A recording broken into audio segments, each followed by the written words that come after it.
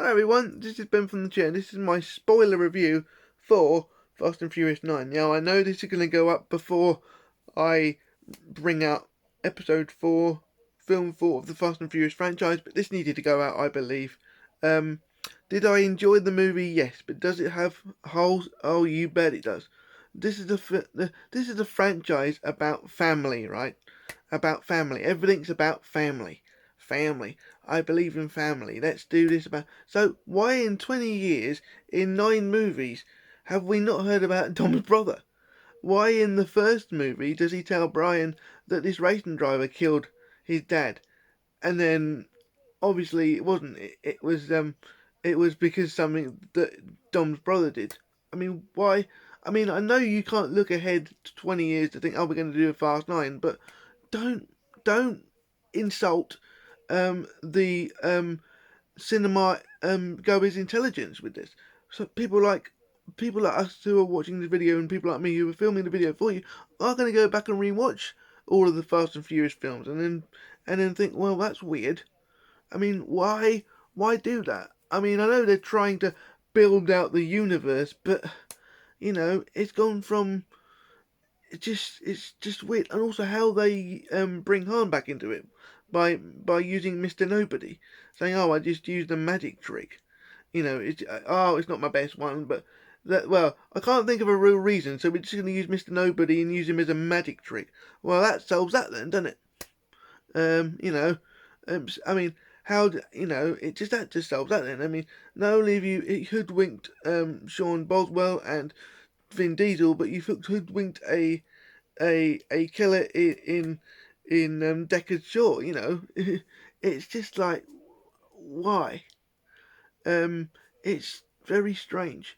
They've tried to make this whole backstory of how he's working for Mr. Nobody, and that's how he did it. And it's just they've spent half of the movie trying to rework history. I mean, what is this, WWE?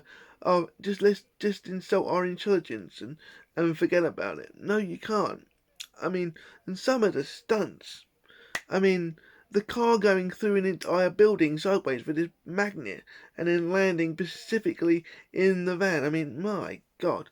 I mean, they're cool stunts, but come on. I think this is about time where the Fast and Furious franchise has basically done everything it can.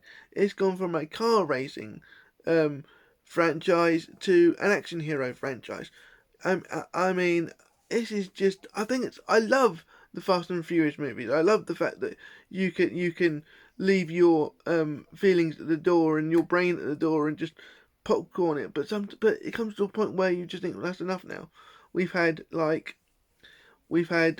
Cypher killing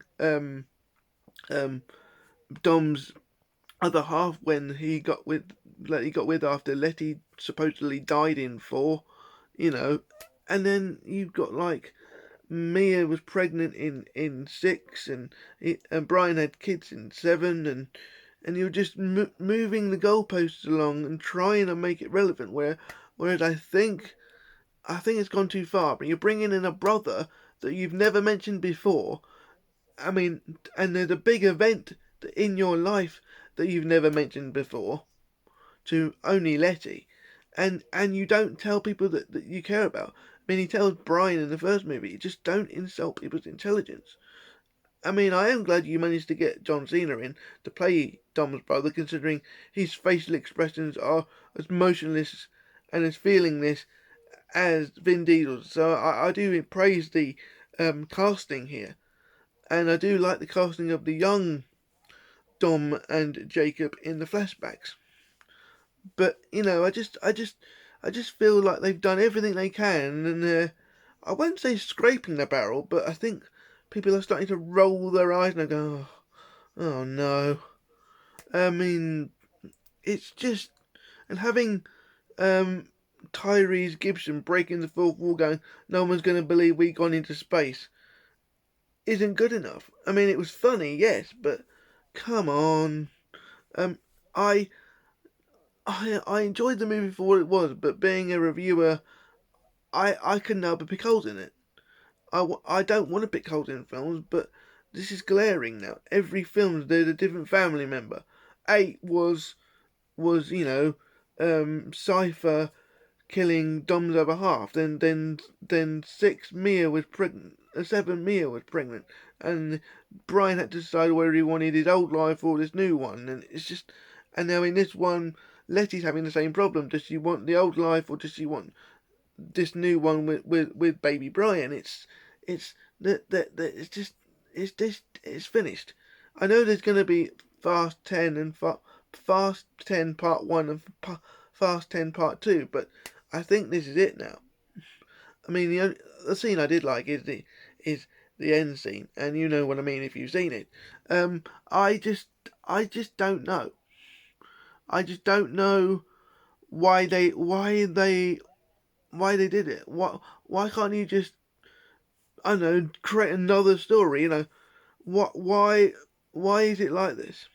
I mean, it's just strange. I mean, Cypher's even in this one as well. Like, she's like a secondary villain to Jacob. It's like, and yeah. I mean, she's okay. I mean, Helen Mirren's amazing as well. But I just feel like every book has an ending. I mean, and I think this should be it. How many times can you go? I mean, what's part 10 going to be about? Oh, this is a mum we've never spoken about. This is the Fast and Furious meets my mother. I mean, oh, and here's my auntie in 10 part 2 that I've never spoken about, even though she's probably a famous racing driver or something, It's just like, it's becoming a laughing stock. I mean, I know these movies aren't, highbrow, but come on, we're also not stupid either. And it's a shame because I do like these movies. Also, being an action film as it is, we've gone from Fast and Furious 1 to 3, where the sound's so overpowering it's unbelievable, to, oh my god, I can barely hear the explosions and they sound so far away, even in a cinema screen. I mean, you're supposed to be in this big cinema screen. The sound was nowhere near around me.